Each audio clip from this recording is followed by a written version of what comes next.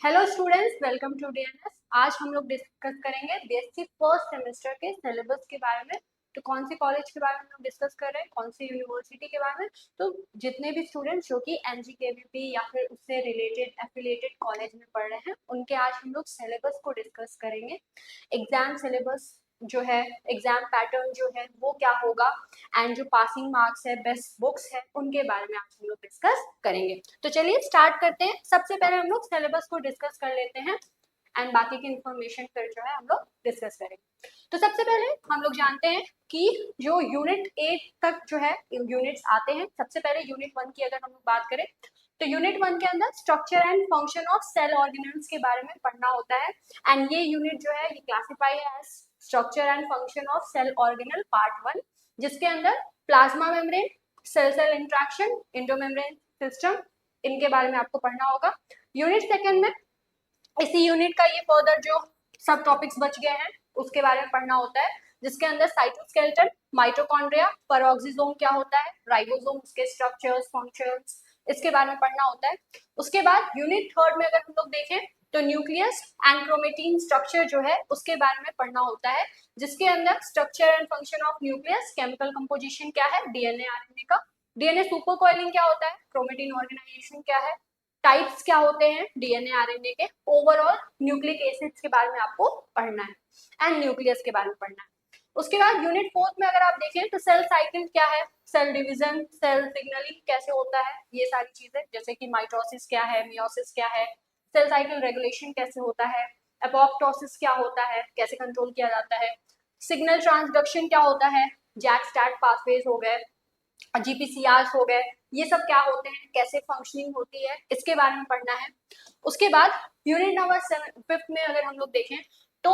Mendelism के बारे में पढ़ना है, मतलब जेनेटिक्स के टॉपिक्स हमें पढ़ने होंगे, जिसके अंदर मेंडलिज्म एंड सेक्स डिटर्मिनेशन क्या होता है, बेसिक प्रिंसिपल क्या है हेरिडिटी का, कंप्लीट इनकम्प्लीट डोमिनेंस क्या है, पेनिट्रेंस क्या होता है, एक्सप्रेसिविटी क्या होती है, जेनेटिक सेक्स डिटर्मिनिंग जो सिस्टम है या इन्वायरमेंटल सेक्स डिटर्मिनेशन क्या है, sex determination in humans, sex link characteristics and doses compensation क्या होता है, इन सारी चीजों के बारे में पढ़ना होगा। उसके बाद यूनिट 6 में यही एक्सटेंशन पढ़ना है मेंडलिज्म का, जीन एंड इन्वायरमेंट से रिलेटेड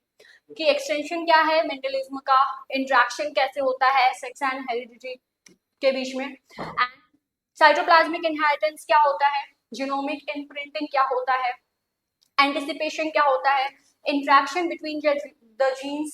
इंट्रैक्शन किस तरीके से होते हैं जीन्स का एंड इन्वायरमेंट का, इन्वायरमेंटल इफेक्ट क्या होता है जीन एक्सप्रेशन पर, इनहेरिटेंस ऑफ कंटिन्यूअस कैरेक्टर्स जो है या कैरेक्टरिस्टिक्स जो है वो किस तरीके से होते हैं, इनके बारे में आपको पढ़ना है। उसके बाद अगर यूनिट 7 की बात करें तो इसमें ह्यूमन क्रोमोसोम के बारे में पढ़ना है एंड जो पैटर्न है इनहेरिटेंस का उसके बारे में पढ़ना है, जिसके अंदर सबसे पहले ह्यूमन कार्योटाइप क्या होता है ये सब पढ़ना होगा, एंड क्रोमोसोमल एब्नॉर्मेलिटी क्या है, स्ट्रक्चर एंड न्यूमेरिकल दोनों ही एब्नॉर्मेलिटीज पढ़नी है with the help of examples, pedigree analysis क्या होता है, क्यों इंपॉर्टेंट है, ये सारी चीजें पढ़नी होंगी। पैटर्न ऑफ इनहेरिटेंस क्या है, autosomal dominant, autosomal recessive, x linked recessive, x linked dominant क्या होता है, इन सब चीजों के बारे में पढ़ना होगा। उसके बाद यूनिट नंबर 8 में इन्फेक्शियस डिजीजेस के बारे में पढ़ना होता है, ठीक है, जिसके अंदर introduction to the pathogenic organism, virus, bacteria, fungi, protozoans, worms, इनके बारे में पढ़ना होगा, इनके कैरेक्टरिस्टिक्स के बारे में पढ़ना होगा। Then structure, life cycle and pathogenicity including the diseases, cause, symptoms and the prevention of some common diseases or some common parasites, that is trypanosoma, giardia and vaucheria। इनके लाइफ साइकिल क्या होते हैं, कौन से डिजीज को cause करते हैं, क्या उसके सिम्टम्स होंगे, कैसे प्रिवेंशन होगा, कौन से ड्रग्स यूज किए जाते हैं इसके प्रिवेंशन के समय पे, ये सारी चीजें आपको पढ़नी होंगी। तो आई होप सिलेबस जो है आपको समझ में आ गया होगा। अब अगर हम लोग बात करें तो सिलेबस क्या है ये हम लोग डिस्कस कर लिए हैं, एग्जाम पैटर्न कैसे होगा, एग्जाम डेट क्या होते हैं और कैसे होते हैं, passing marks, mid term exam कैसे होंगे, सेमेस्टर एग्जाम क्या होगा, प्रिपरेशन स्ट्रैटेजीज क्या होंगी, इनके बारे में हम लोग बात करेंगे। तो चलिए सबसे पहले हम लोग बात करते हैं एग्जाम पैटर्न की। तो आप देखेंगे एमजीकेवीपी में बहुत 90%, मोर देन 90% जो फर्स्ट सेमेस्टर में एग्जाम्स होते हैं वो रिटन फॉर्म में होते हैं, जिसमें जो क्वेश्चंस हैं वो very short and long answer type questions में पूछे जाते हैं। उसके बाद अगर हम लोग एग्जाम डेट की बात करें तो एग्जाम जो है वो नवंबर से जनवरी के बीच में हो सकता है। उसके बाद पासिंग मार्क्स क्या होगा, 33% of the maximum marks obtain, ये जो है पासिंग मार्क्स होंगे, लेकिन सिर्फ पास नहीं होना है, अच्छे से पढ़ना है और अच्छा नंबर लाना है, ठीक है। चलिए उसके बाद mid term end semester exams की अगर हम लोग बात करें तो मिड टर्म जो है वो 25 मार्क्स का होता है, सेमेस्टर जो एग्जाम्स हैं वो 75 मार्क्स के होते हैं। मिड टर्म में जो है ये आपकी कॉलेज के ऊपर डिपेंड करता है, जिस एफिलेटेड कॉलेज में आप पढ़ रहे हैं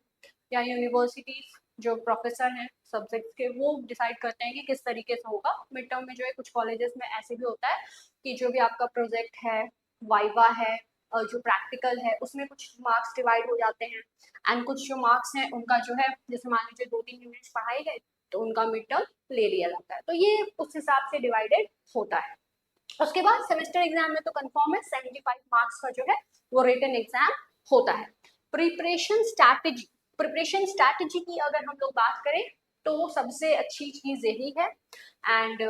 प्रिपरेशन स्ट्रैटेजी में यही चीज होती है कि आप डे 1 से जो है वो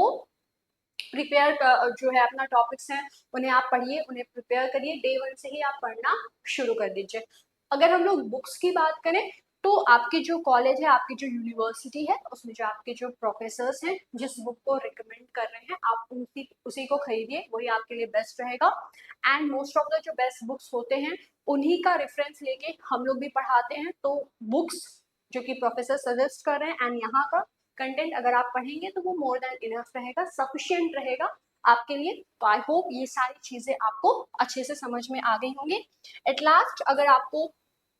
आप हमारा जो चैनल है उस पर क्लासेस लेते हैं, आपको हमारे जो क्लासेस हैं वो अच्छे लगते हैं, तो आप हमारे नवोदय बैच से ज्वाइन हो सकते हैं, जिसके अंदर विद इन 3 मंथ्स आपका जो सिलेबस है वो पूरा कंप्लीट होगा and till the exam date इसकी वैलिडिटी भी रहेगी।